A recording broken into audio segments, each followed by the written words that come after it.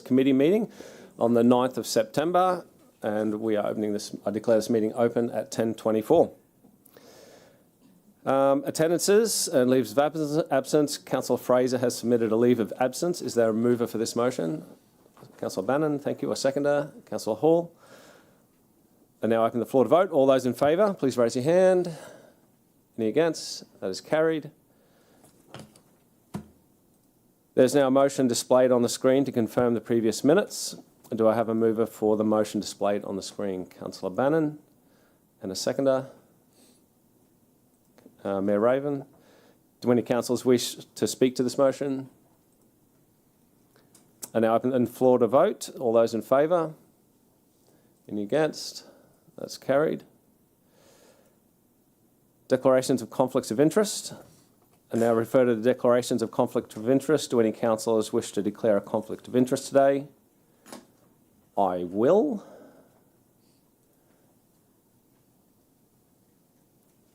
Pursuant to section 150 EQ of the Local Government Act 2009, I hereby provide notice that I have a declarable conflict of interest in this matter, the nature and particulars of which are as follows. CBF 0833, funds being sought by Star Community Services, will be used to pay for advertising in My City Media, and I am a director of that entity. And I will not participate in that discussion when it comes up.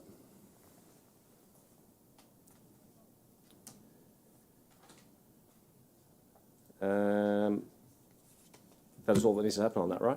Yep, carried. Cool. On to reports. Here we go. Item 6.1, Innovation Lab. Mark is going to kick us into this. Thank you. Through the Chair, good morning, Mr Mayor and councillors. This report presents a 6-monthly shareholder update for UELab, covering the period 1 January to 30th of June 2025. This update is provided in accordance with the Share Subscription and Governance Agreement, which outlines UELab's financial position and its performance against its KPIs. Please bear in mind that the confidential attachment, it contains commercially sensitive information, and so I recommend that if there are any questions with regard to the attachment, that would need to be considered in closed session. Today we have Graham Kaplan and Jody Pisani of UELab here to answer any questions if there are any. Thank you. Thank you. Any councillors wanting to go into confidential? Thank you, Councillor Lane. Someone to second that? Councillor Stemp. All those in favour? That's been carried. Please be advised that the meeting is now in closed session.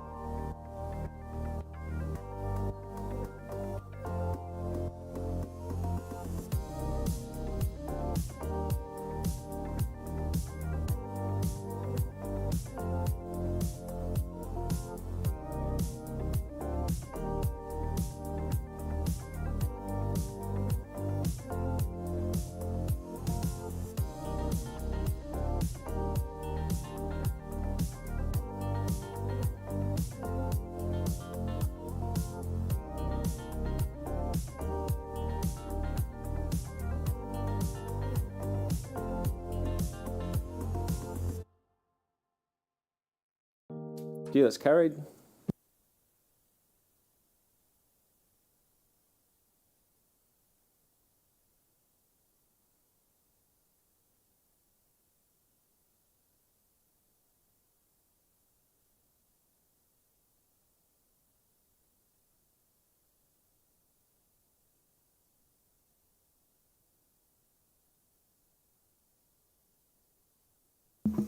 All right, councillors, there's a motion on the screen. Have someone to move that motion. Councillor Murphy, someone to second it. Councillor Hall. All those in favour? Any against? Thank you. Oh, sorry. Cancelling. Oh, it was 4. Keep forgetting to put my hand up. That's been carried.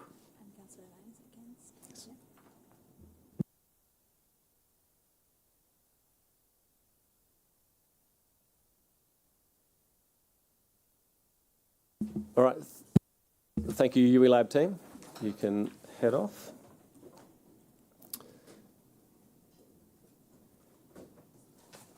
Item 6.2, the CEO Performance Agreement. Ms. Kim Bryant will present this one for us. Thanks, Kim. Good morning, Chair and councillors. It's that time in our annual calendar that we take the opportunity to reflect on the CEO's performance from the year gone prior. And a successful review was undertaken by Mayor Raven, Deputy Mayor Bannon, Councillors Lane and Stemp, and an independent member, Dan Hunt. And we're asking councillors to receive the outcomes of that review today, but importantly to also endorse the CEO's performance agreement for the 25-26 year. Just a quick interruption, Kim, sorry. Just noting this is a public report with confidential attachment. So if we want to go into attachment questions, we can. Thank you, Kim. Are there any questions before I move to the recommendations? But I'd also like to give the opportunity if the Mayor would like to say anything about the CEO's performance. Thank you, Mayor Raven.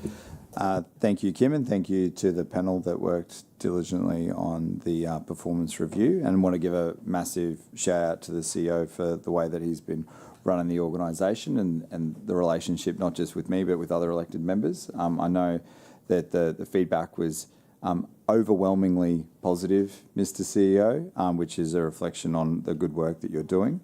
And the KPIs that we've set are really just there to provide you some stretch goals to reach towards, because we know that you're doing a great job already.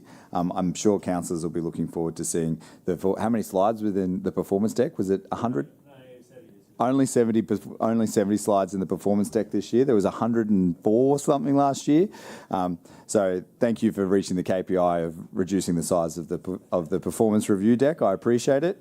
There's some great information in there for councillors, and we've already seen you taking on the feedback from the panel and trying to integrate that into how the organisation communicates with the elected members, and so that we can then communicate with our residents, which is super useful and makes it's so much easier for us to articulate the great work that the org does. So thank you very much for everything you've done this year, and congratulations on another successful year. Look forward to doing a positive review next year too. Thank you. Any other questions? Yes, Councillor Wilcox. Just a quick one. I know that I got a separate attachment in an envelope for 6.4, but I don't remember getting a separate attachment for 6.2. It was emailed to you by the Mayor.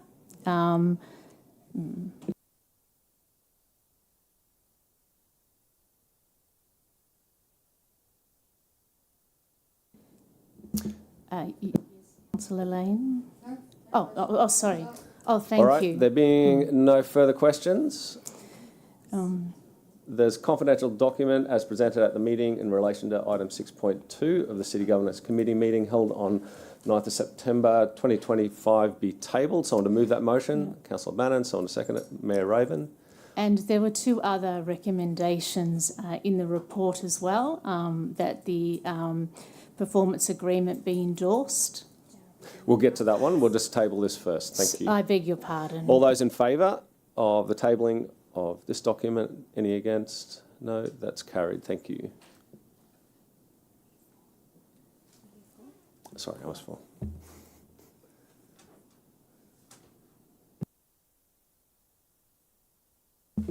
And now to the recommendations from that report.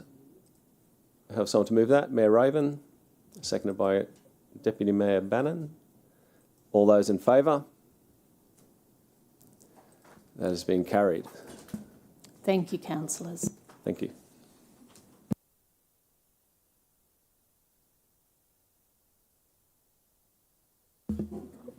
All right, item 6.3, transactional customer satisfaction and Logan Listens survey. Welcome, Tisha, for her first ever presentation to a committee. Thank you. Take us away. 8 years in local government, never had to do this before, but that's okay. So popped a few Valium and here I am. So thank you for having me. I understand I have to go through the chair, so we'll do that. So I've come here today to present a presentation to you on two surveys that we run. One is the Transactional Customer Satisfaction Survey and the other is the Logan Listens Survey. We're presenting it to you. It's quite an operational piece, but we're presenting it to you on a recommendation from EPMO that should come up here for everyone to have a look at before we actually roll it out operationally. So, brief history. You've all got the paper. I'll go through. Where's the clicker?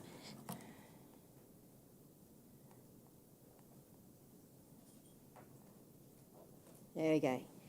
Brief history of what we've been doing. So you're probably all aware we've been doing a Logan Listens survey every 2 years since about 2018.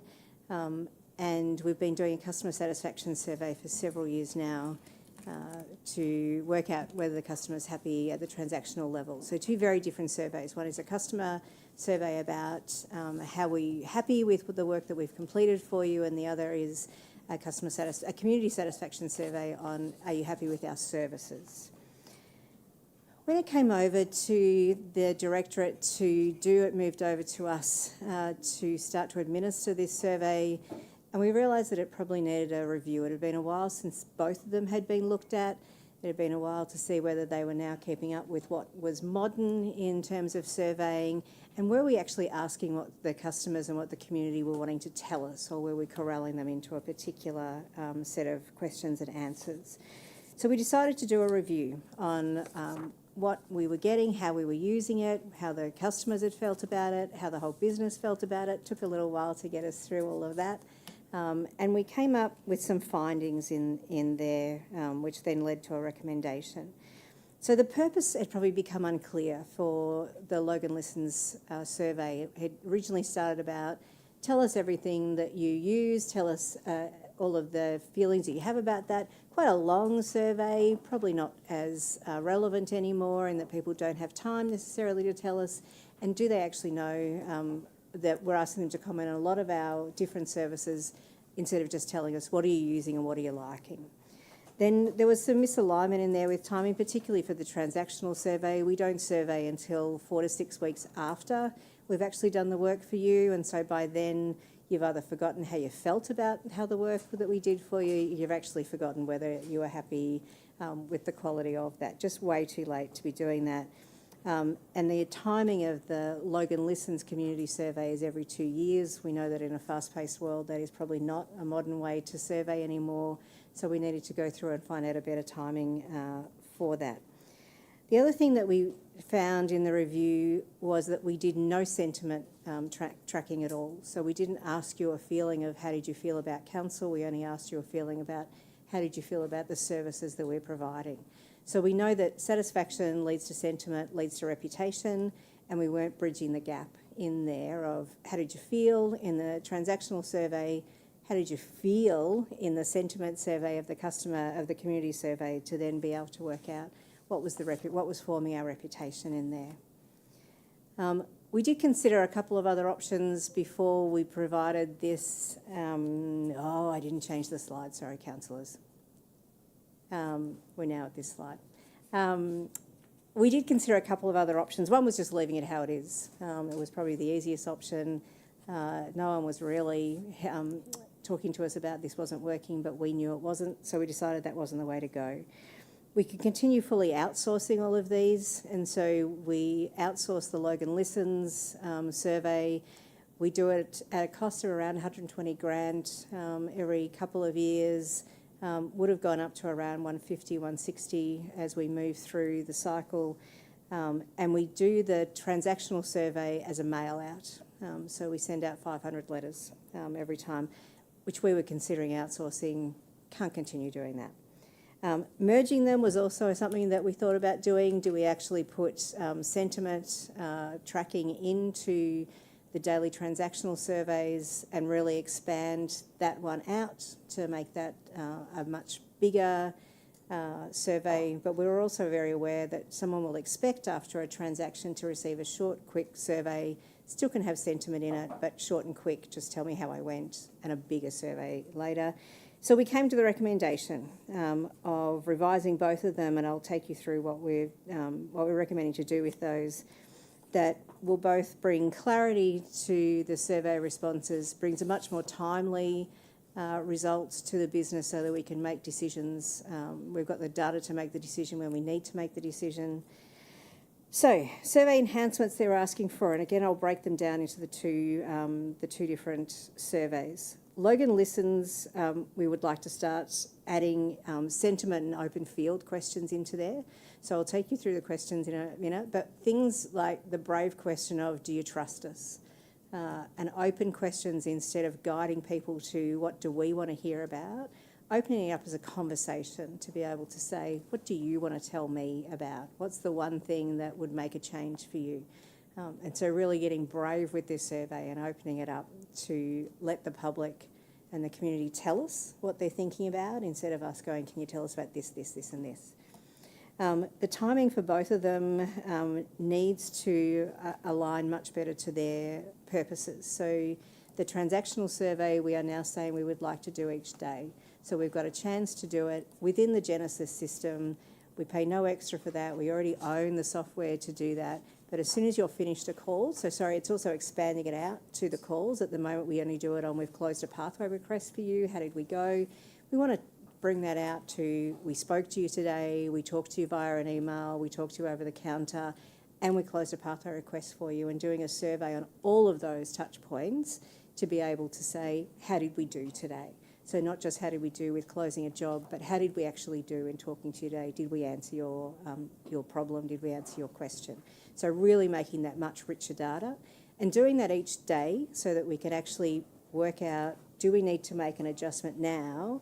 Or do I get data that's 6 weeks, 8 weeks old? We've already probably done the same thing over and over and over again, and now we're going to work out how to do it differently. So allowing us to be agile. Yes. To the chair. Do I wait? Yes, Councillor Bradley. Thank you. I'm so glad you haven't fallen asleep from the Valium.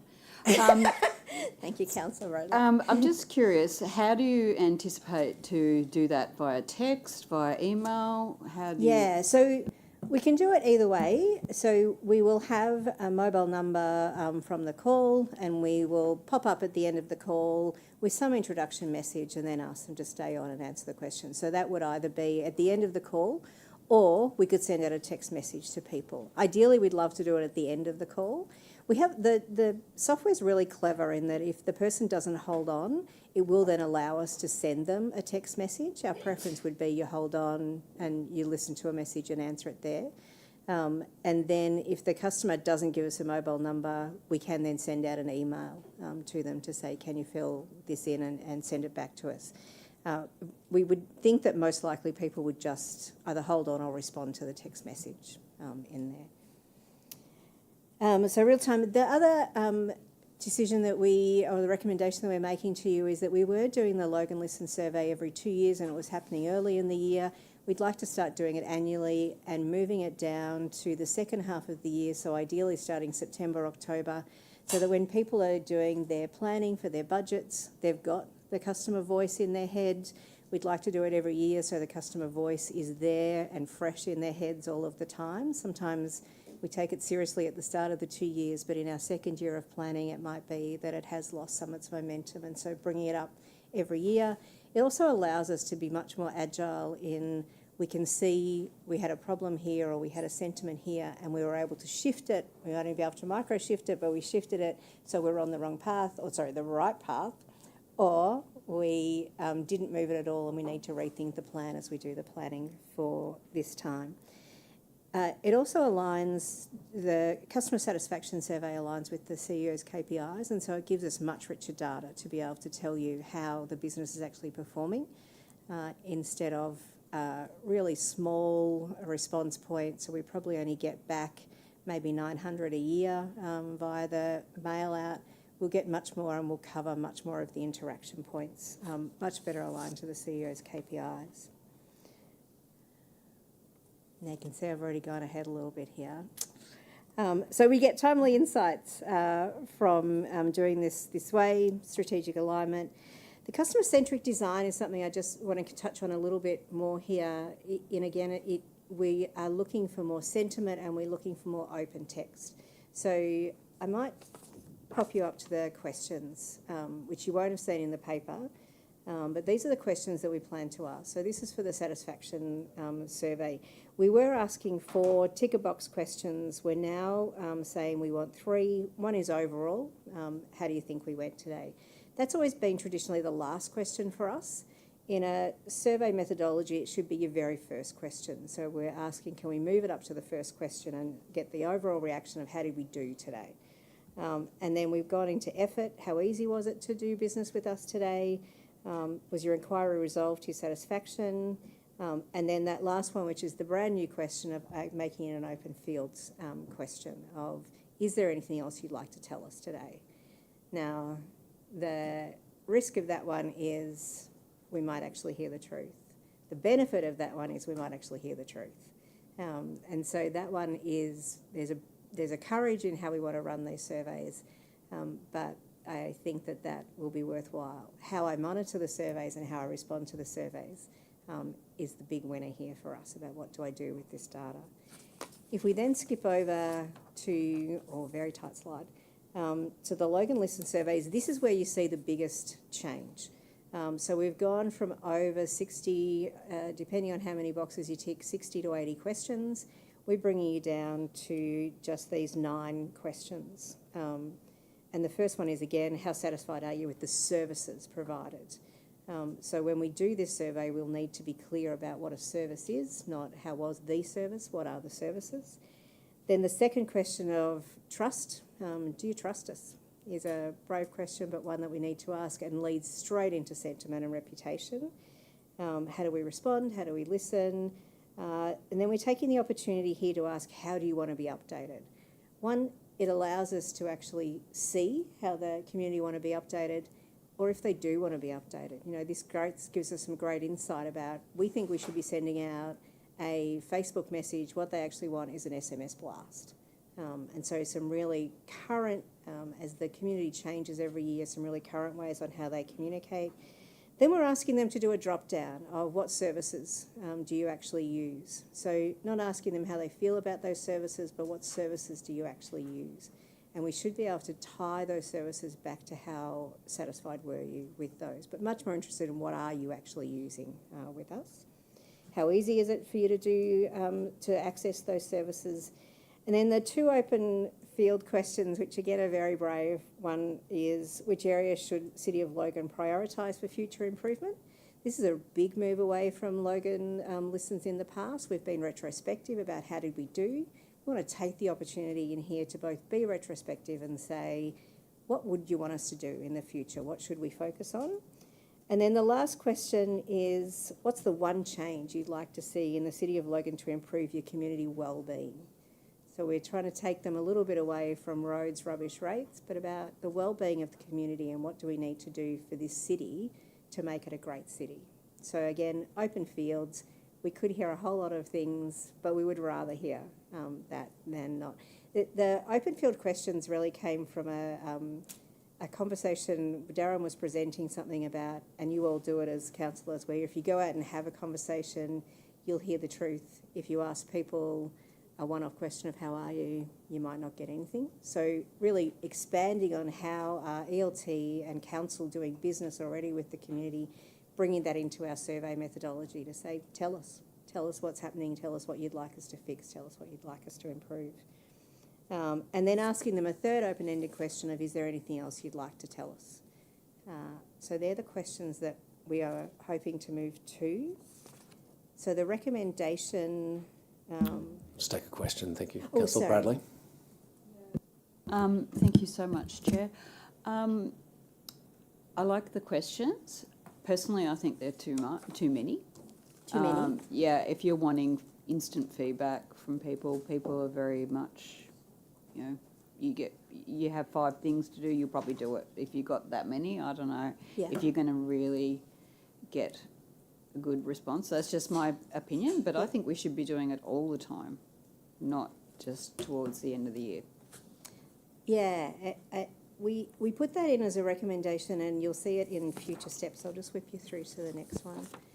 Future steps about how could we do this in the future instead of making it a point in time, and exploring software that we could bring in that would not only cover this but would cover every survey that we do across council. So bringing in some voice of the customer software that allows us to both conduct the survey from there, everyone brings their survey results into there, and that would also allow us to tie all the sentiment scores in there. So a bit like customer insights but on steroids, with having the AI ability to do the analysis and to pop out the best thoughts that we then need to go and think about further. If we were to move to that, then absolutely, it would be a QR code on the rates notes, a QR code on the bottom of our email addresses, a QR code on the sides about tell us how we're doing, so that we get it all day, every day in there. So that's our future recommendation. We agree, bringing it to an everyday is there. Sorry? Yeah. Just on that, I won't vote for this today because I feel that needs to happen now. Okay. Any other questions, councillors? Yes, Mayor Raven. Thanks, Tisha. Great job, first time out. Well done. Similar to Councillor Bradley, I would like to see more regular polling of that customer satisfaction, that sentiment. I think the brave questions are great questions. I don't think they're that brave in the modern era anymore. People are going to tell us what they think on social media and in the media and in a whole bunch of other venues. When they come into customer service downstairs, when they see their councillor at a mobile office or at a sports event, they're letting us know what they think. If we can capture it, I think it's super valuable. So I actually think I think reducing it from 60 to 80 questions to what was that, like 6 or 7? 9. 9, there we go, that's great. I think that's a huge improvement, because if you told me, hey, I want you to answer 60 to 80 questions, I only need about an hour of your day to do that, I'm going to say no and not answer. And I think a lot of residents would probably be in the same boat. So getting it down to 9 questions I think is great, and in my opinion means that we could do it like 6 monthly or even quarterly, because it's so easy to answer those 9 questions as opposed to answering 60 to 80 questions. And I imagine the cost of doing that survey is cheaper because you're asking like 10% of the questions that you weren't before. Yeah. I love the idea of asking questions regularly after calls and interactions, because the time when it's in your mind the most is just after you finish an interaction. Yeah. And I think you'll get the open-ended questions will get you the most valuable input. I know that if I've just had a great experience, particularly with a customer service rep, I'll say that if I get polled straight away, I'll say the person who just helped me was amazing. Yeah. I didn't love the outcome, or like I didn't necessarily like where I got to, but that's really good feedback for our staff as well, to know that they're doing a good job, even though the person might sound unhappy on the phone because they didn't get the outcome they wanted. So I think more asking the brave questions more often, I think will get much, much better data for us to use. And like you said, if we can show that we're moving the needle a little bit on trust, or we're moving the needle a little bit on, because we're even just asking those hard questions, we're moving the needle on understanding which services. I love the future focus question. I think we should ask it way more often, going, what would you love to see us put effort into? I guarantee you people will say stuff that isn't council business, like hooning and crime, but that data can be used in our advocacy towards other levels of government to say the most common request we get is hooning. What are you doing about it, police, to help us Yeah. respond to this concern, because it's front of mind for our community. So I think it's super valuable. I just encourage you to do more of it. Okay, lovely. Councillor Stanford. Thank you, Mr. Chair. Okay, couple of things. Just want to confirm the costs, because it noted here that the Logan Listen survey said 105 per annum, transactional customers satisfaction survey 16,200, and then it said on the bottom there about $80,000 is the budget. So is it 80,000 extra, or it's only 80,000 in total now? So at the moment, if we only ran the one survey, we were running an internal survey and an external survey, and that was taking us way up above, and Yeah. we were having to find savings to run it. If we just run the external survey, then it would be 80,000 a year for us to do that. And So we that would be have- just the Logan Listens? just for Logan Listens, and the other we would do through our own software that we already own. And so it brings us back into budget. So at the moment, we go out of budget every year and have to find savings to run the surveys. Okay. The other thing is the external vendor, will they be from Logan, or will they be external to Logan? So- Because I remember I had residents that got real upset about the fact that they weren't from Logan. So Tavernar is who we would do the first survey with. We have a relationship with them. They're ready to go if we get endorsement to do that for September, October now. I wasn't able to find a company that could give us the same service of Tavernar. And so that's where we also were looking at, could we get that into automated software that goes out so that they're not speaking to someone who's calling them from Melbourne. Okay. Tavernar have assured us that they will use Queensland reps for it, so that at least they will be in Queensland. Will they be in Logan? Probably not. Brisbane, maybe. Yeah, and my other comment with the 9 questions, the trust one, not sure what, like, I feel like the other ones we can potentially act on to change, but if they say they don't trust us, well, how are we supposed to fix that? Yeah. Like, what's the point of it? The point is then it allows us to do a deeper dive into the why. So that's data that we would collect and hand off to Michelle Cull or off to the business to say, here is what they're saying as to what they don't trust us with. So do you trust us to respond? Then we know that we're not getting the right trust level in, we're going to do what we say we're going to do, and that's where we have to work But on. like, how do you, if you ask someone, how much do you trust council, what are they going to say? Because this first Heaps, one... no, yes, I don't know, it just... Because this first one will be done over the phone, we would then ask the question of, can you tell us why in the open field? Tell us more about that. It's a question, you're right, that if we were to go to an automated system, we would need to tease that out a bit more about, tell us about why you don't trust us, or tell us what in particular. Is it about how we spend the money? Is it how we deliver? And I take your point that it might need some guidance in there as we ask it straight away. Okay. Councillor Lane. Thanks very much. Slide 12, it says preferred communication channels. How do you prefer? Oh, you just changed it off it. Oh, did I? Oh, sorry, councillor. One too many, don't I? Sorry. All right, so how do you receive updates about city services, projects and initiatives? Can we also add, can I share your issue with your elected representative? Oh, yeah. The reason for that is that council deals with a lot of calls every day, and elected representatives aren't aware of the issue or the outcome of those calls, and we certainly aren't able to access anyone's contact details to do follow-ups on it. I think it's beneficial for us as elected representatives in making decisions to have that information, so if you could include that, that'd be magic. So there's this little section that would be after that about trying to grab some information about, are you male, are you female, are you happy to tell us what age bracket I don't you're care in? what sex they are, I just But if need we their put details, where postcode they're in from and there? what their issue is. Would postcode help if we added postcode in No, there? not Is that- really. I'd really okay. love to have the thing, can I share that question. the details of your issue Yeah. with your elected representatives? Absolutely. Because at present, we don't have access to any of the data within council when people ring up and make a complaint, until they then ring us very angry, and then we've got to try and get someone to look in pathways, because again, we don't have access to that information. Yeah. So that would be handy if you could include that, so that we can start getting some more very frank and fearless feedback. That'd be great. And would you want that for the transactional one as well, or just the Logan Listen one? Everything? Yeah. So we can add that into the privacy statement as well. Thank you.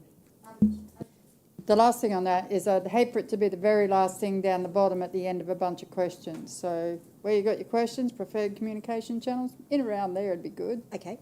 Simply because on the, do you want to register for a newsletter? The very, very last question is, do you want your elected representative to have your contact Okay. details? All right, so bring it up to that point. Thank you. Councillor Russell. Thank you, Chair. I just listening to what Councillor Lane was just saying. I'm really understanding where she's coming from. Where the when someone tells council something, they think they're telling their councillor that thing, and vice versa. So it is really tricky when someone says, "I've been telling you guys this for ages," Yeah. and I'm like, "This is the first I've heard about this issue." So it is a real challenge, and I understand that that's a challenge from your end, from privacy issues, but. Like, I did notice that when you come in the building, downstairs, like around the back of the building, there is actually something on the wall that says something about privacy. And it essentially says that anything you share with council, you're sharing with all of council, which is arguably councillors as well. But there seems to be a pushback from the organisation around that if someone shares something with the organisation, they're not sharing it with their elected members. I Yeah. think that's something maybe we could tease out, All right. if possible, to, when someone's working with customer service, Yeah. people generally do believe that they're also working with the Telling whole everyone. organisation. I'm looking for Mark. I'll talk with Mark Pearce more about the privacy statement and what we can do about that. Thank And you. I'll come back to both of you. Appreciate it. Mayor Raven. Thank you, Chair, for the second bite through you. And there was one other thing I forgot, which is that we were always told that the continuity of the questions was sacrosanct, and everything you've done just throws that out the window, which I'm comfortable with because I thought the continuity of the bad questions was pretty ridiculous. But I thought, Robert, that we were fixing the privacy policy issue because I know there's collection statements in this building that include councillors. I'm looking at Michelle Griffin's team because she gave it to me so I could put it on my content. It's approved by Mark's team saying, yes, you can do this, which includes councillors. So I thought we were getting rid of this nonsense where councillors aren't part of the organisation, that anything shared with council that's not personal and private, as in financial information, employment information, things that the Act explicitly prevents us from having, was going to be shared with councillors freely and openly. Did we not change that? So, through the chair, that is the intent. So, I've just had a quick chat to Mark about it. That is the intent, that information collection privacy statement is used consistently across council. So I'm just have to check in with the team in terms of where that's at, and happy to work with Tisha to make sure that's in place for this particular exercise as well. And I can report back to you out of session how we're going across the organisation in that regard. Great, and that includes like contact information, like phone numbers and email addresses, so the councillor can follow up. Like, because if you I'm not a councillor anymore, but I know that I'm not a divisional councillor anymore. I know if a resident rose Ewing Road with me and I was the councillor for Division 2, I would want to be able to call that resident back and say, hey, I've received your advice. I've asked the traffic engineers what they can do about this situation, and I care about what's happening to you in your community because I represent you and I live just up the road from you. Like, councillors want to have those conversations, and I think it builds trust, to Tisha's point and to Councillor Stemp's question, with residents when councillors are able to engage that way. And I think most councillors would be excited to. And residents would like to hear from them. So if we could make sure that the information barriers that stop councillors from being able to engage with their residents in good faith are removed, then I think the residents will be happier, we'll build trust in the community, and you won't get angry questions from the mayor or councillors anymore. Any further questions, councillors? All right. I wasn't angry, just to be clear. I was No, just no, asking a question. Councillor Lane, I was. I never think you're angry. So, I need to rule on this point of order. So, upheld, whatever. Carry on. We're going to table the PowerPoint presentation. Can I have someone to move that? Thank you, Councillor Lane. All those in favour of receiving this PowerPoint presentation? Tabling? All good? Hand up. Thank you. That is carried. Was there anything else you needed to say before we vote on the recommendation? no, thank No, you. we're good to go. Thank you. The recommendation is... Yes, thank you. Go. Has the recommendation changed at all? No. Not that I'm aware, no. Someone to move this motion, recommendation? Mayor Raven. Someone to second that? Councillor Murphy. All those in favour?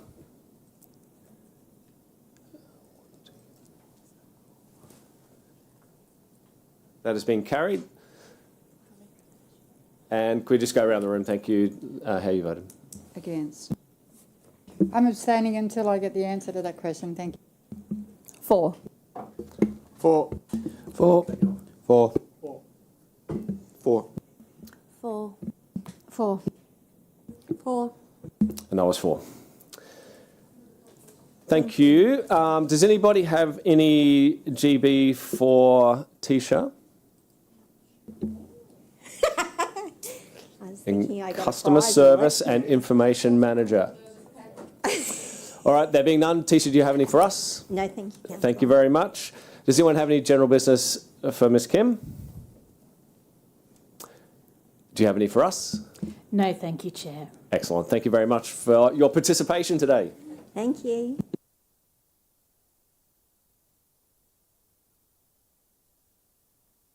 All right, we're moving on to 6.4. 6.4 is a confidential report, and we're going super confidential on this one and asking all non-essential staff to also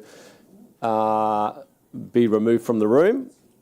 So we are keeping councillors are essential, and an executive leadership team is essential.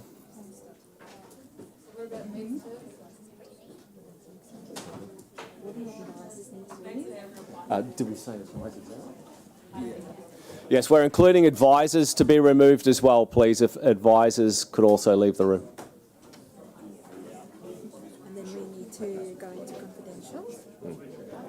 So, Mark, are you taking the minutes or is it being said? No, they're going to be up here at the front, so all the meetings, make sure that the meeting runs. This is a confidential report. Can I have councillor move that we move into confidential? Councillor Bradley, someone to second that? Councillor Lane, all those in favour?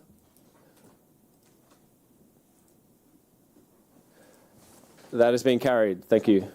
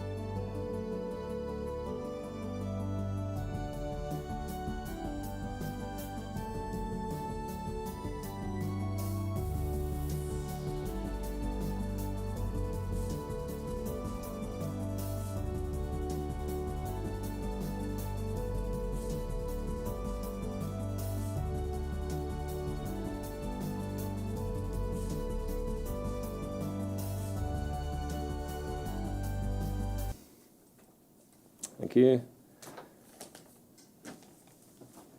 All right, so we have the recommendation on the screen. Is there anyone who would like to move that? Councillor Bannon. Someone to second it? Councillor Murphy. All those in favour? That is being carried. Noting just Councillor Stamp against. I'm actually abstaining with Sorry, a reason. thank you. I don't believe I've been provided with sufficient information to fully understand the impacts of some of these proposed organisational structure changes on the organisation. Thank you, Councillor Stamp. All right. We are going to skip to 6.16 so that Interim CEO Chris White can head to another meeting. So if you can jump there with me.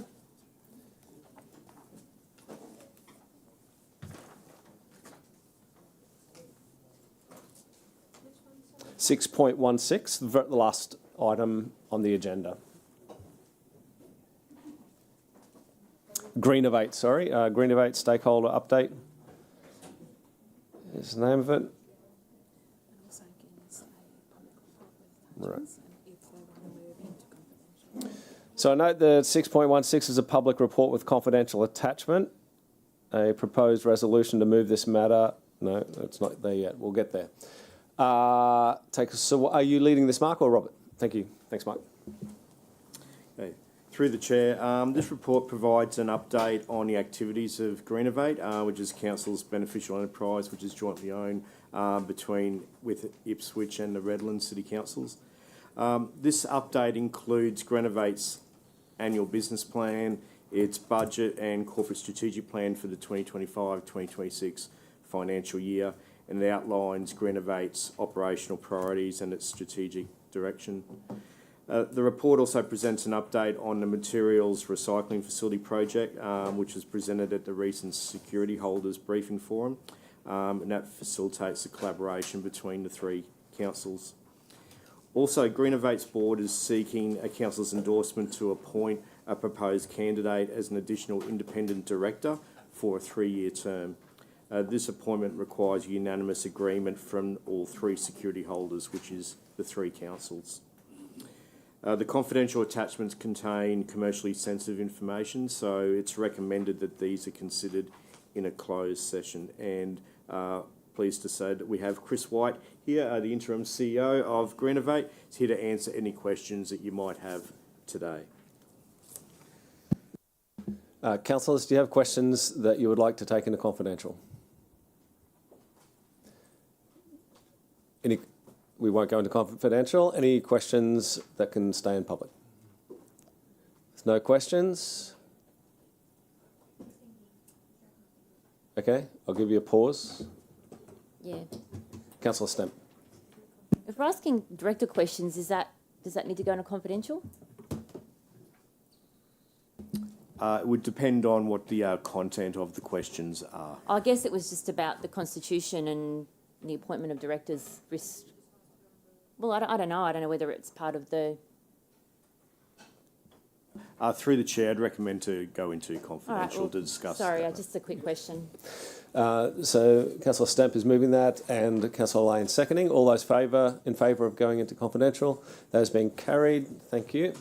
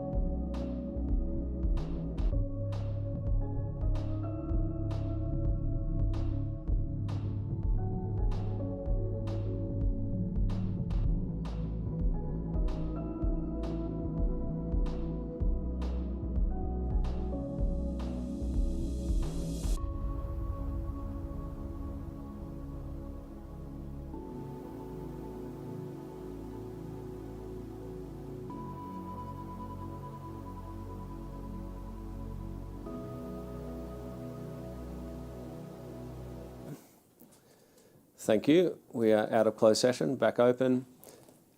Any more comments, or we can go to recommendation? No, Thank you. just if you don't mind, I'd just like to give a quick update of the project while I'm here. I've got a great audience, so thank you very much for having me today. Bit of an update. So we've got all the piles in, the structural steel's going up at the moment, which is fantastic. So the project is moving along very, very quickly. Our practical completion date will be the 1st of July, pending weather.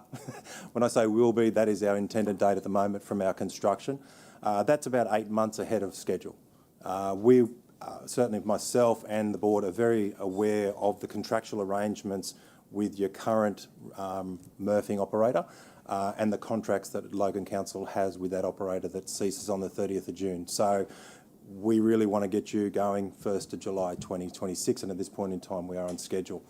Also just want to highlight to Council and to your ELT, we are going to be doing a site visit at Browns Plains on the 5th of November, and I'll be communicating through the waste managers and the CEOs shortly as an invitation to all of you to attend. It'll be 2 o'clock on the 5th of November, which is the day after Melbourne Cup, depending how you go on Melbourne Cup Day. So we'll have 2 o'clock for a 2:30 start. Our chairman will do a presentation. Regroup will have their chairman there as well, I believe, or their CEO, so Robert Hill or David Singh. We'll do the presentation, I'll give a bit of an update on the project, and then we'll actually walk the site.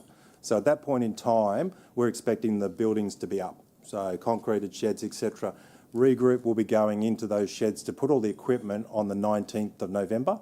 So you will see a lot of equipment sitting around, so a lot of sorters, conveyors, etc. So we'll be welcoming everybody to come along. It's not mandatory, but we'd love to see you all there. Thank you. Thank you so much, and thank you for your time today too. We have the recommendation on the screen.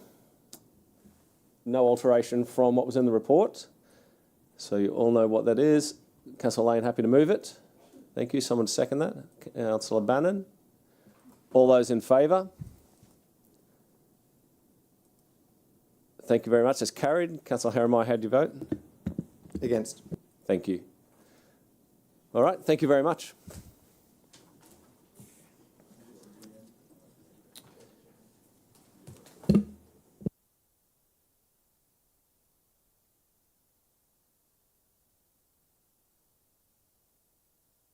All right, we are going back to 6.5. Thank you, Marg and team. We'll get through these financial reports. That'll be great. Thanks, Marg. Thank you. Good afternoon. I'm presenting the monthly financial performance report for July 2025. We did end up with our operating surplus of $8.93 million, which exceeded the budget by $7.31 million. Operating revenue was $6.7 million above budget due to higher than expected Logan Water private works, increased development assessment fees, higher commercial waste volumes and strategic investment returns. Operating expenses were $590,000 below budget due to temporary vacancies reducing employee costs and reduced external hire and plant fleet services. Capital expenditure was $5.64 million above budget due to Logan Water carryovers from 24-25 financial year and road infrastructure delivery ahead of schedule. In terms of investments, in July, Council invested an additional $33 million with QIC, which provided a strong return of 9.5% for the month. Council's total cash holdings at 31 July were $528 million and borrowing $604 million. Investment earnings are strong, however it's expected that the rates will ease over the next 12 months. And the weighted average cost of debt across Council's portfolio was 4.77%. Happy to take questions.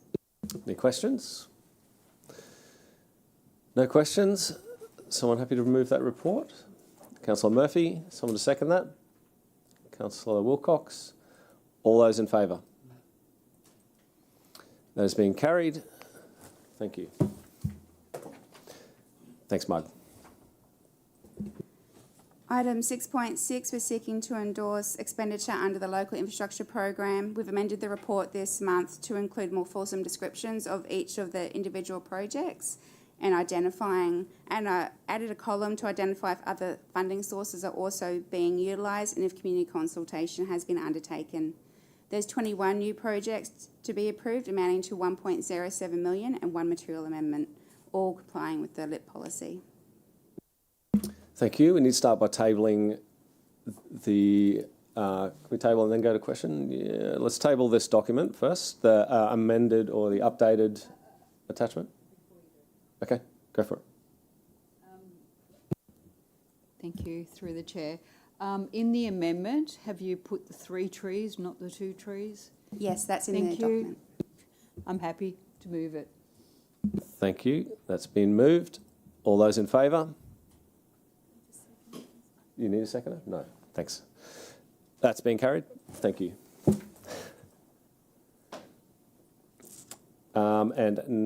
Now there is going to be a recommendation on the screen.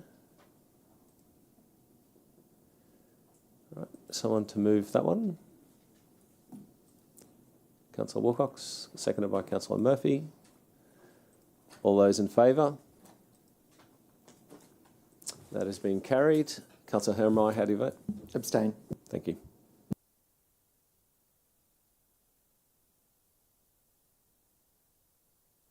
And 6.7, thank you again, Mark. Presenting the quarterly investment report for the period ended 30th of June 2025 as per the investment policy.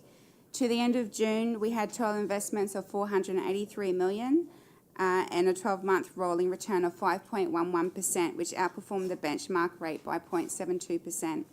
Our major investments were with QTC Cash Fund of 412.8 million, yielding a 5.04% return, and QIC Short-Term Income Fund 28.6 million, yielding a 6.11% return. In terms of equity holdings, it included Greenovate, Underwood Innovation Lab, and other minor investments. At 30th of June, cash holdings were 565 million, of which 519 million were restricted. In terms of our debt profile, total borrowings was 604.9 million, weighted average cost of debt 4.77%, with the major drawdown of loans in June being 169 million. So that report's for noting. Thank you. Any questions? There being none, the motion is on the screen. Someone would like to move that. Councillor Bannon, someone to second it. Mayor Raven. All those in favour? That has been carried. Thank you.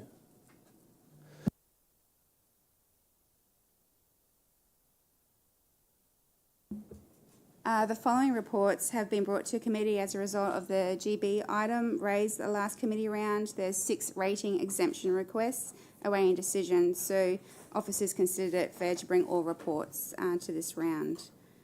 Sorry, I'll just ask, any of these 6 reports coming up now that you're wanting to go into confidential for? All of them, or just one of them? Number 2? No, there's 2 of them. 2 of them. Which ones? There's 2 of them noted. Their numbers 1345917-1-2. I don't know what numbers they are. I just wrote down the exemption reports. And then 82070-2. All right. Can I just take us into confidential and we'll hit the ones that you want to do in confidential? I know we're not yet. But if someone would like to take us into confidential, we can do those ones first and then... I'll just get you the actual numbers, Mr. Chair. Sorry. Say again.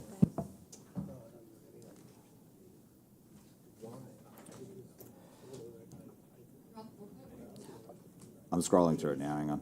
2 secs. Not that one. Not that one. Is someone happy to move us into confidential for all 6? Yes. And, Sure. and then we can come out for any other discussions. Yep, all good. Mayor Raven, thank you. Someone, do we need a seconder? Yes, Councillor Murphy. All those in favour of going into confidential? That has been carried.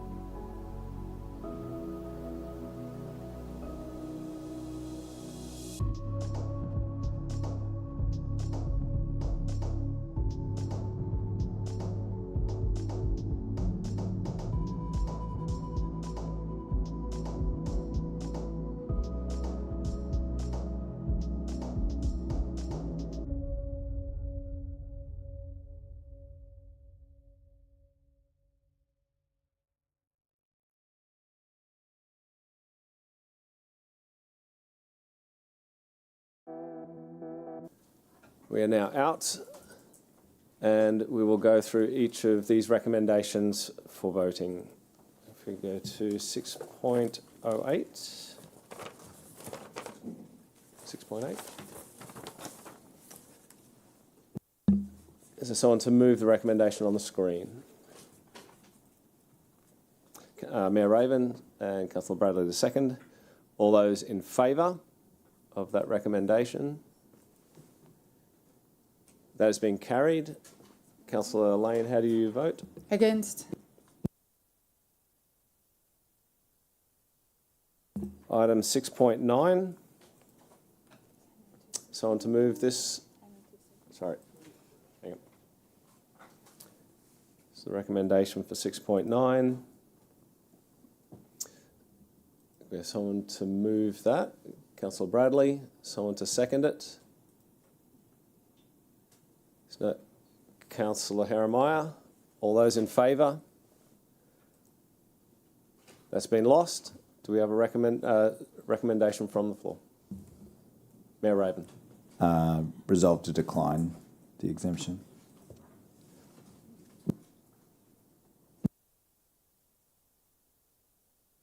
We just need a reason to. Thank you, Mayor.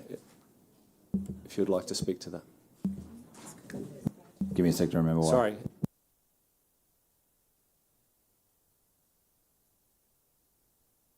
We'll just go around the room for how you voted on that. I can't that give a last one. reason without exposing what it is. Yeah, okay.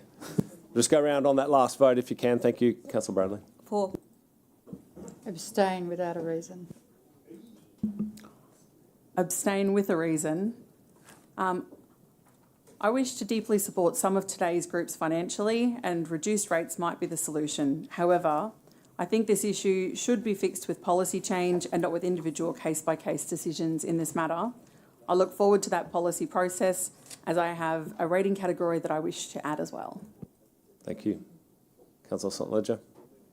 Against. Councillor Hall. Abstain. Mayor Raven. Against. Jeremiah. For. Bannum. Against. Stemp. I'm abstaining. I believe there's insufficient information to make a decision on this one. Councillor Wilcox. Against. Councillor Murphy. For. And I was for. I can give a reason that's discreet, like that maintains the confidentiality of the report. Thank you. So the reason is that limited if any benefit to the people of Logan.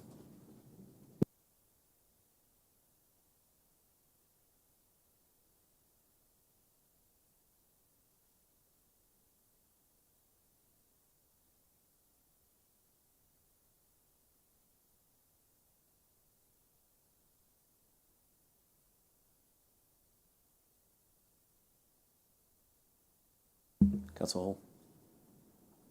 Is it possible for me to change my vote? No?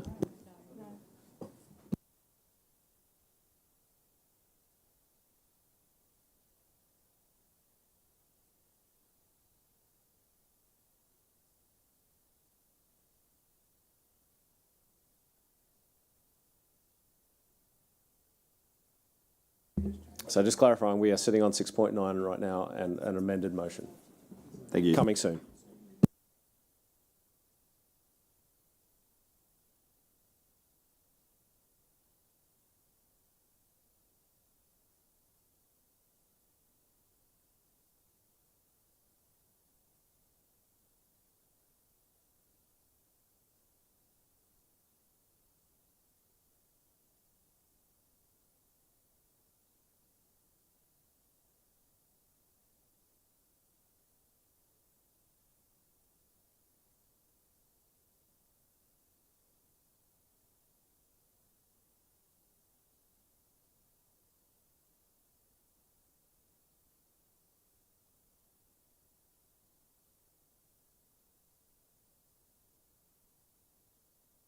That's just, we're voting on 6.9, not 6.13.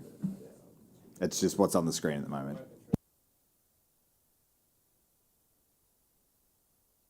And if you're looking in the confidential report, that's 1.5 in the confidential report, just to make it clear as mud. We'll do 6.10 next. Correct. And then we'll probably do 6.12 and then 6.13, but I'm not the chair. I'm just keeping the room entertained. Yeah, you just change the order to really make it chaos, Mr. Chair.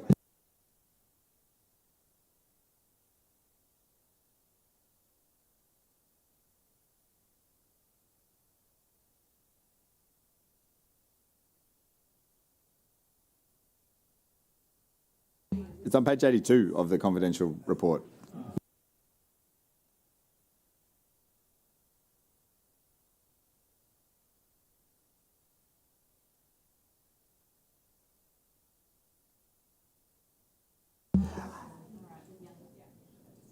All right, we have a new motion on the screen. Mayor Raven, is that okay? Thank Happy you. to Someone to move. second that. Councillor Bannon. All those in favour, raise your hand.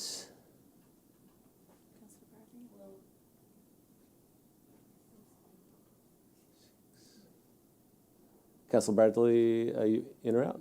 No, good. Okay, so I don't think that's... Yeah, we'll go around. Thanks. I don't think we've carried that. Against. For.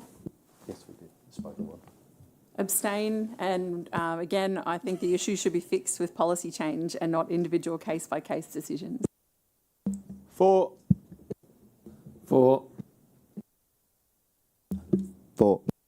Against. For. Abstaining for the same reason as before. For. I'm an abstain. It's against the council recommendations, even though I do understand why they put this recommendation through. Thank you. And I was against.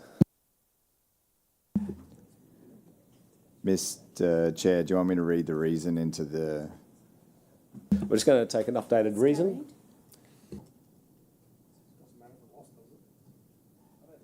Did it lose?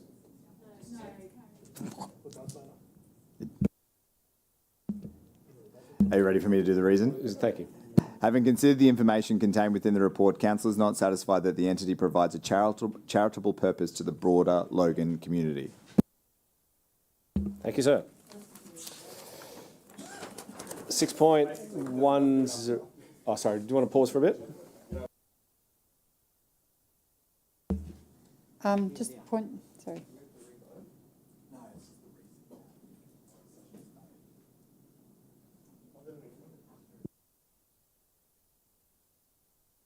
Yeah, we could all do a different reason, theoretically.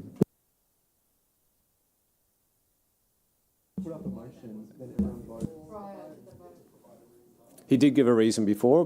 When he put the motion forward, he did give a reason. I'm happy for it to be my original one. That was just on advice from officers. I'm happy for it to be my original Post-motion one. commentary from the Mayor. 6.10 is what we're up to. Love you, Mr. Chair.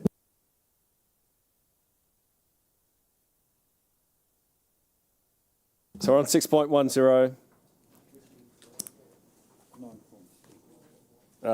which is in the confidential report is 1.6. Can I hear from the director, is that correct, what has just happened? Because that reasoning wasn't done before the vote. It was, it just wasn't as extensive. That's right. I think the Mayor has clarified the reason for the change in the vote. So what originally happened was that Council didn't support the original officer recommendations. They've come up with an alternative, and the Mayor has provided a reason for not basically taking the officer's recommendation in relation to that report. I hear that, but what he's stated in the end was not voted on. The actual reason that's provided doesn't need to be voted on. So it's actually the vote was taken based on the alternate motion that was put forward. A reason for not voting for the officer's recommendation, which will go into the minutes of the meeting, was read out. You all heard that. And I think that's been broadly accepted as the reason for not voting for the officer's recommendation. If you feel happy that it complies, then so. Mayor Raven, comment. So just to clarify, it wasn't the vote for has nothing to do with the reason. So the vote that lost is the reason, not the second vote, if that makes sense. So you voted, it lost, a reason was asked for, I provided one. If you want to read your own reason for why you voted against the first motion, you're welcome to. It'll be kept in the minutes as a record of a different one. But that's my reason for why I didn't vote for the first one. It has nothing to do with the second vote, which got up. Clear as mud, I know. So there is the opportunity, if you want to provide additional reasons for not accepting the officer's recommendation, that can be reflected in the minutes. So we can capture that now. I was of the view that the one that was read out potentially were all happy to be inserted in the minutes to reflect the decision for not supporting the officer's recommendation in the report. So, Councillor Herrmeyer looks confused. I'll go through it again. So because the recommendation... Point of order, Mr Mayor, Mr Chair. Go ahead. I don't look confused. That's quite a comment, Mr Director. I look puzzled by the statement because the fact is that the Mayor's provided his reason. He's articulated that well, that it was his reason. There's no basis to think that that reason was on behalf of all of the other councillors who voted in a certain way because they didn't vote for it. I'll just come back to your point of order and I'll uphold your point of order. Thank you. That you've clarified that you were not confused.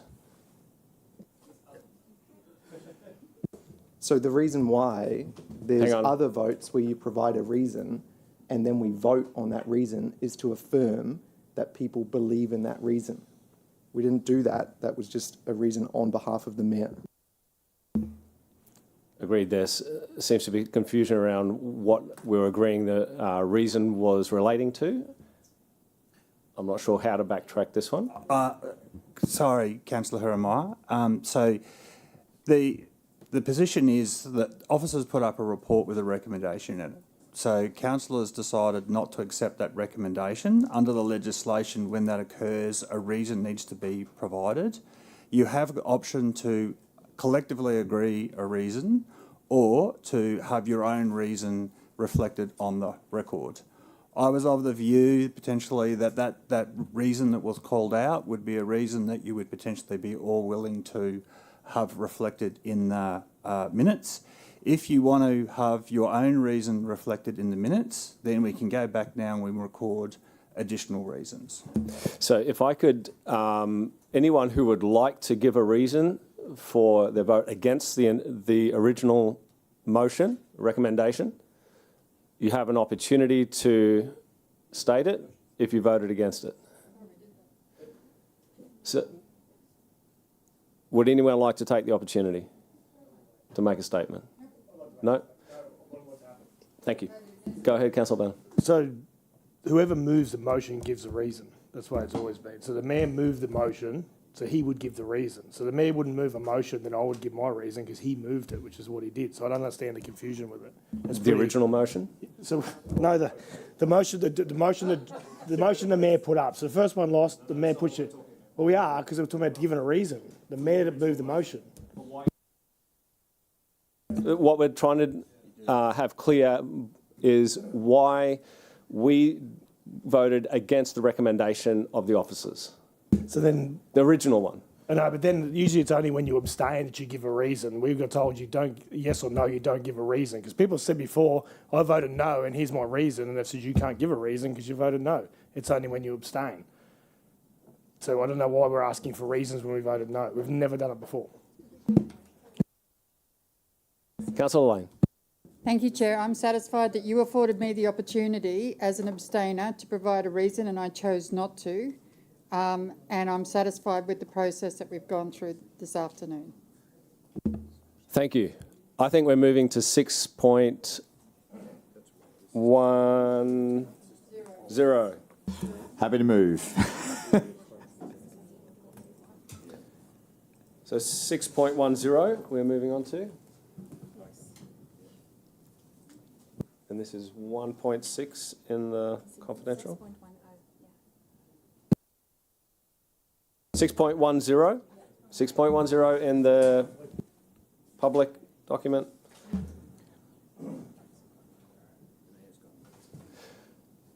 You're moving. Thank you very much. Moved by Mayor Raven. Someone to second this recommendation, Councillor St Ledger. All those who are for.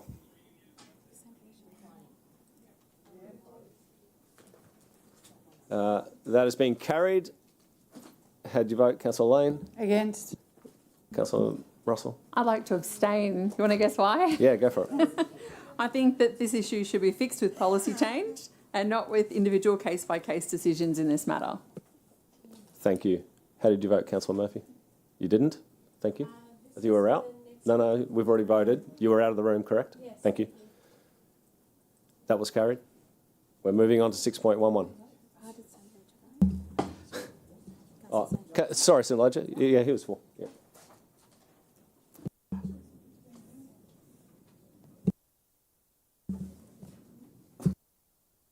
Okay, sorry. My problem. We'll carry down. Councillor Hall, how do you vote? For. Mayor Raven? For. Councillor Hermai? For. Councillor Bannon? For. Councillor Stamp? I'm 6.10. Yeah. Councillor Wilcox? This is still 6.10. 6.10. I was for. And Councillor Murphy? I'll be a 4. Thank you. No, you can't. Well, I was asking how you voted. You did not vote. You weren't in the room. Well, I'm back in the room now and I agree. No, it's not a vote. It's. Thank you. All right, 6.11. Having fun. Thank you. It's been moved by Councillor Lanes. Someone to second it. 6.11. Can I speak to it briefly? We need a seconder before we can speak to it, correct? You need a seconder, don't you, before we can speak to it? Yep, we need a seconder before we can speak to it. Councillor Hall, thank you. Just want to foreshadow an amendment if this fails. Thank you. Thank you. We do. Thank you. All right. All those in favour? Go around the room, please. Councillor Lane. Against. Councillor Russell. Abstain. Councillor St. Ledger. For. Hall. For. Raven. Against. Hermai. Against. Bannon. For. Stamp. Against. Wilcox. For. Murphy. 4. I was for. Thank you. That's been lost. Mayor Raven, would you like to propose your motion? The council resolves to approve a rating exemption, yada, yada, yada, yada, yada. And why is this? I don't think you need the second clause if we're doing rating exemption. Yeah. So change decline to approve and then remove clause 2.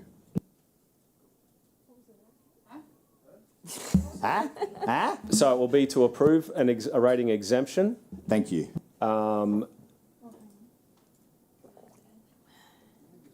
Yep.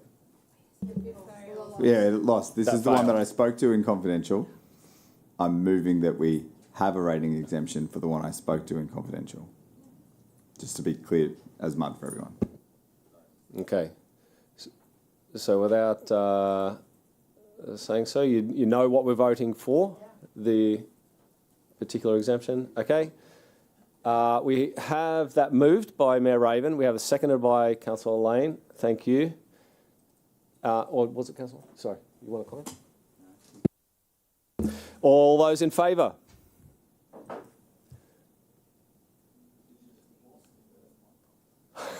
That's been lost as well. We need to go around the room on that one, please. You need to know your order. Just go for it. Abstain. Abstain. Abstain for a reason, and the reason is ratepayers who are already doing this service don't also receive an exemption on their rates. Therefore, it doesn't set a good precedent. Point of order, that's not true. No way of proving it. 4. Against. Stamp. For. Wilcox. Against. Murphy. I'll abstain, thank And you. I was for. Okay, that has been lost as well.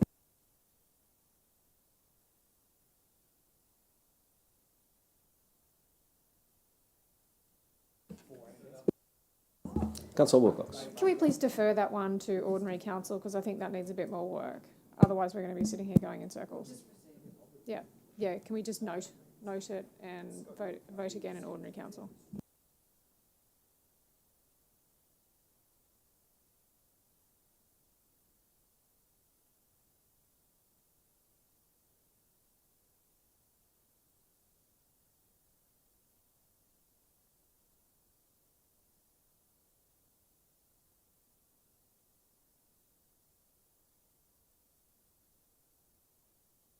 Councillor Bradley, did you have a question? Yeah, I'm a bit confused. What are we on? The same item? 6.10. Sorry, 6.11.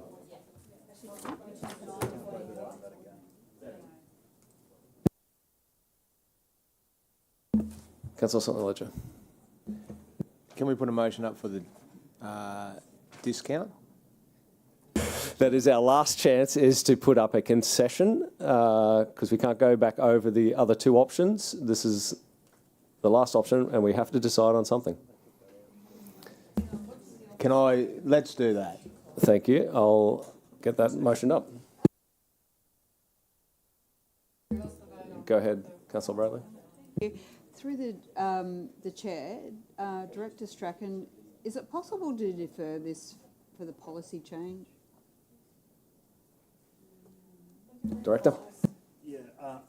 So that was the situation with these particular applications. They were waiting the policy change. Yeah. You potentially could. There is a somewhat of an obligation to consider these matters in a timely manner and make a decision. And there have been a number of reports today or applications where you have been able to make a decision. Yeah. So it would be my recommendation not to defer this any further and to actually come up with a decision today. Well, can I just say, I would have voted for the officer's recommendation. Yeah, I know, but I'm just saying I would have. Okay. We have a new motion. This is moved. Councillor St Ledger, you're happy to move this recommendation for a rating concession? Mayor Raven is seconding that. What, sorry? So just a question, how much is it though? How do we know what the concession is? I know you can't say, but... It's up to a maximum of $2,000, Councillor Stamp. All those in favour? Oh, great, yep, okay. Go around the room, please. Against? Councillor Russell. Abstain in the interest of consistency. Councillor St Ledger. For. Councillor Hall. Abstain on this one. Mayor Raven. For. Mayor Harriman. Oh, sorry, Mayor Harriman. Councillor Harriman. Abstain. For. Stamp. For. Councillor Wilcox. Against. Councillor Murphy. Against. And I was for. Oh, a casting vote, mate.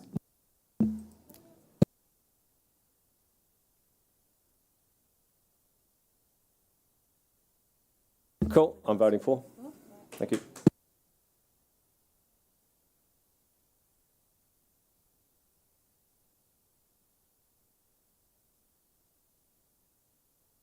We need to give a...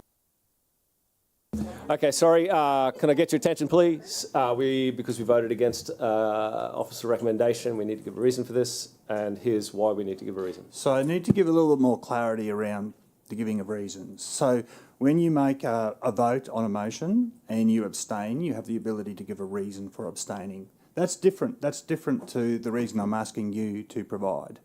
Under the Local Government Regulation Section 254H, it states that if a decision is inconsistent with a policy of the local government or the approach ordinarily followed by the local government for this type of decision, a reason should be noted in the minutes. Now, where that happens, it's not uncommon to have a collective reason, a reason that you can all hang your hat on, or everyone that basically voted differently to the officer's recommendation. You come together like minds and you provide a reason that's outlined in the minutes. If you all wanted to provide a different reason, that can be accommodated as well. That's why I'm asking for a reason, because the original report and the recommendation isn't what you've ultimately voted for today. Understood. So, Mayor Raven? I'm happy to provide my reason. You can tell me if you support it or not. Due to the policies being currently under review and the significant benefit to the Logan community, we wanted to vote against the officer's recommendations. Essentially the opposite of the other reason I gave. Councillor Harriman. Thank you. And to reach a consensus as to whether or not a reason has the backing of the majority of councillors, we should follow a similar process as providing a reason to enter confidentiality sessions, where There's literally on the board, and the venue of deciding whether or not that reason's representative of the group is through a vote rather than just a reason from one person, because that is not reflective of the group. And we use votes to decide what's reflective of the group.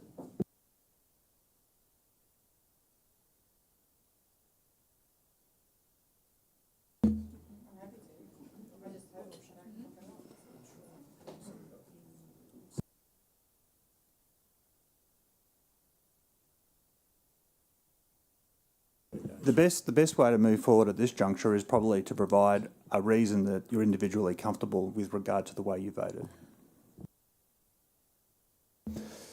Take a seat. Thank you, and I'm apprehensive about providing a reason because I don't want to breach confidentiality. I think that the policy review work wasn't done in a timely manner, and that this application reflects, in some instances, the difference between life and death.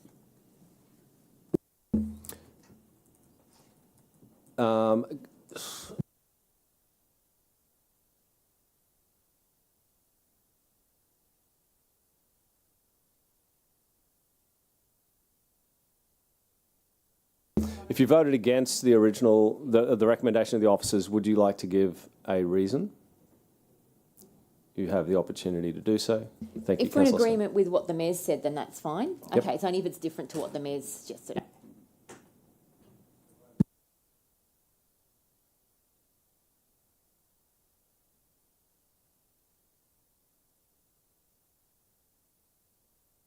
All right, we're moving on to 6.12.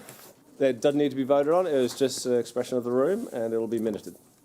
Thank you.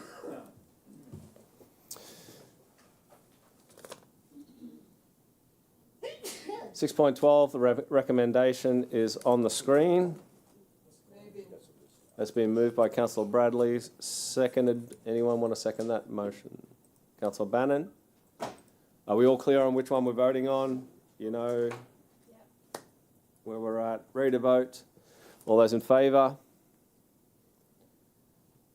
That's been carried. We can go around the room, please. Councillor Bradley. For. Councillor Lane. For. Councillor Russell. Abstain. Councillor St Leger. For. Councillor Hall. For. Mayor Raven. For, and I look forward to some policy work on this one. No comments, thank you. Councillor Harrimeyer. Abstain. For. Councillor Bannon. Councillor Stemp. Against. Councillor Wilcox. For. Councillor Murphy. For. And I was for. Okay, moving on to the last of these confidentials. 6.13. It's been moved by Councillor Bradley, seconded by Councillor Bannon. All those in favour? That has been carried. We'll go around the room. Thank you. Councillor Bradley. For. Councillor Lane. For. Councillor Russell. Abstain. Councillor St Leger. For. Councillor Hall. For. Mayor Raven. For. Councillor Harrimeyer. Abstain. Councillor Bannon. For. Councillor Stemp. For. Councillor Wilcox. For. Councillor Murphy. For. And I was for.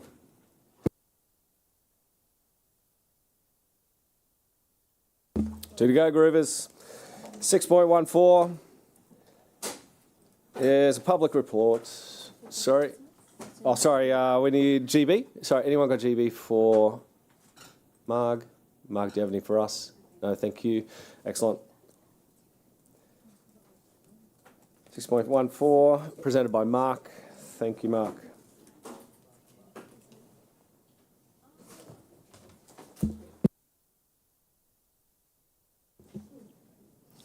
Through the Chair, in accordance with the local government regulation, the Queensland Audit Office has given the Mayor a second interim observation report about their audit into Council's financial statements. This particular audit was focused on Council's procurement policies and practices. So in satisfaction to regulatory requirements, the Mayor is now presenting a copy of the Queensland Audit Office's report. So happy to take any questions. Any questions? And we have a motion on the screen. Mayor Raven is moving that. Someone to second it. Councillor Harrimeyer. All those in favour? That has been carried unanimously. Thank you. And the final one, Mark, thank you. Through the Chair, the purpose of this report is to establish the 2026 calendar of meetings for the Ordinary Council and each of its standing committees. A version in a full monthly calendar format is being handed out now to you, just for your convenience. So it's just in a different format, in a typical calendar, month by month, just for your perusal. The preparation of the calendar of meetings seeks to be consistent with the cadence of meetings in the previous year. And I'd like to point out that the number of special budget committee meetings in the calendar is sufficient to enable half-day meetings to be conducted as per the feedback which was provided at the recent Setting the Scene session. The report also seeks to amend the 2025 calendar of meetings to move the special budget committee meeting from the 6th of November to the 26th of November. Now, the special budget committee meeting originally scheduled for the 6th of November 2025 is going to be too early for the presentation of the investment proposal concepts and the results of the mid-year review, which is actually used and includes the budget amendment to be able to provide an indication of how the organisation is tracking against its savings targets that were built into the 2025-2026 budget. So as a result, the report recommends rescheduling the special budget committee meeting to the 26th of November. I'm happy to take any questions. Questions? Councillor Stemp. Okay, so I noted that next November, 11th of November, we've got a council meeting and we have services at 11 o'clock for Remembrance Day. So my recommendation is that we change it to the Thursday for that one. And the other issue I've got is with the change in November. I mean, we base our personal leave on a calendar, and I have personal leave booked for that week of the 26th, and budget is my thing, and I don't miss budget meetings. And I'm a little frustrated that 2 months out we're changing something. Look, if anything, if it's a timing issue, can't we make it the first week in December so that we can at least line it up with the other committee meetings? That's my proposal. Councillor Lane. The problem with the first week of December is it's also school final services. So again, we're pushing it out and changing it around, and we had a date in place, so.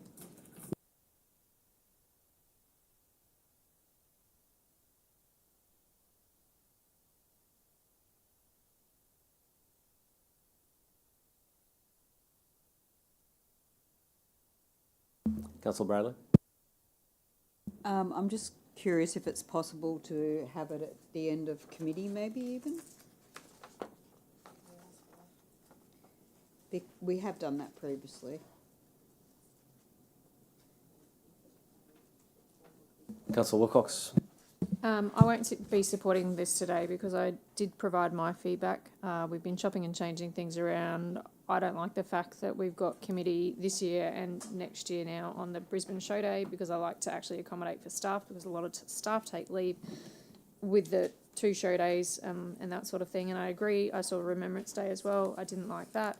And I don't like the fact that, again, we all sat in that meeting last week and said, no, we've all blocked out the 6th of November. We've got PDA meetings. I've got like 4 meetings already blocked into the 26th of November, and they're PDA meetings with state members and stuff, which we can't shift. I won't be supporting it. Mayor Raven. I don't need to speak a similar sentiment to Councillor Wilcox. I'm not as fussed on the Brisbane Show Day, but I agree moving the special budget further back into November doesn't stack up. Either putting it on the 12th of November or the original date that it was on would be better.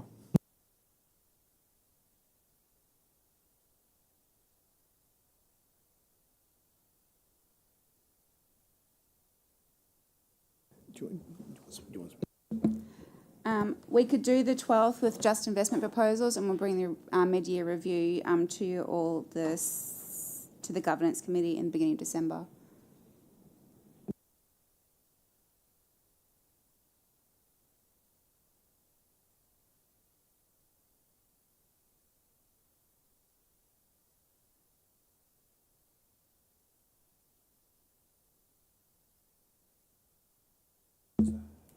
So we'll do some work on amending a recommendation before we bring it for a vote.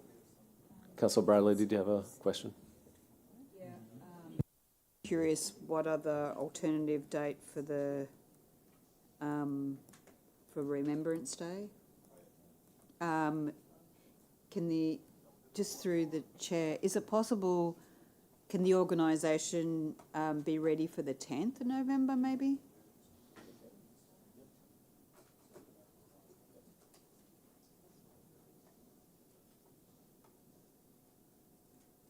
Mayor Raven? Either the 10th, as Councillor Bradley's suggesting, or starting the council meeting an hour early that day, because very unusual for it to run for a full 2 hours. So if you, there is a risk that it could happen, but you could always adjourn it if it's right near the end and go and do Remembrance Day, but starting it at 10 with a view to being somewhere by 11 is not reasonable. Through the chair, we could start it earlier, or it could be moved to the following day, the 12th of November, depending on what commitments councillors have. Do councillors think we can come to consensus on this now or defer it to ordinary council?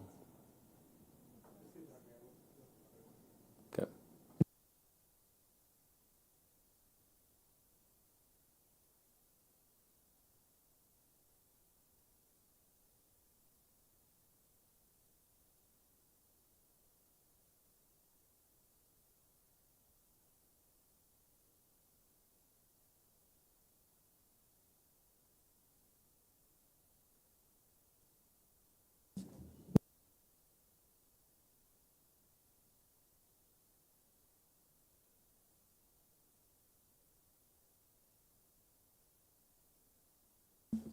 So, Mr Chair, are we proposing the 12th of November for both of them? So 12th of November 2025 for the budget one and 12th of November 2026 for the I'm not sure what's being presented right now. We'll get it all clear once everyone's had their contributions.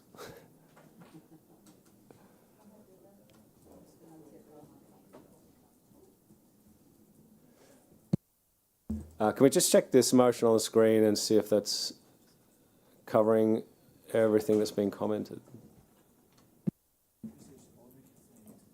Yeah, we're moving that from the number 3. We're going to move that to the 12th, Robert. Was that the plan? The bottom one? Because didn't you say that you're going to be ready by the 6th? Yeah, okay, so that should say the 12th.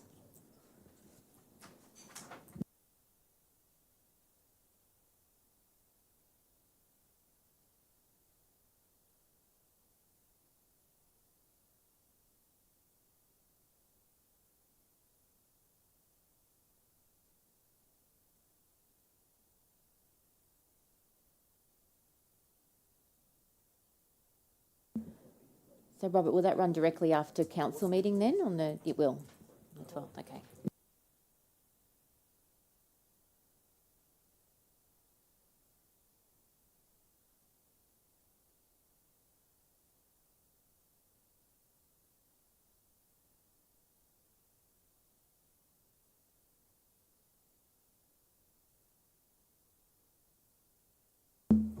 Nearly there.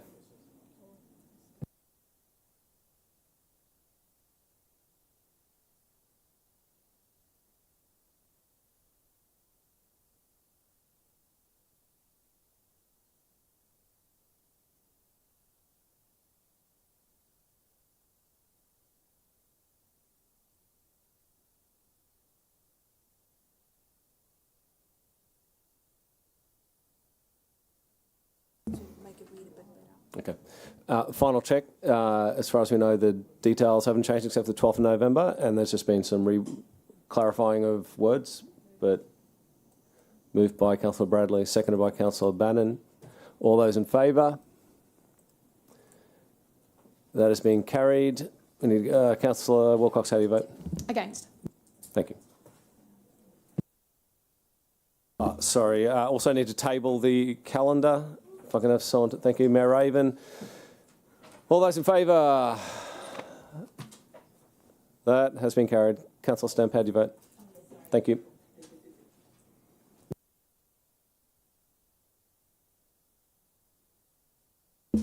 Hey, slow down. No relate reports. That concludes the agenda for today. Does anyone have any general business for the director? Mr. Strachan?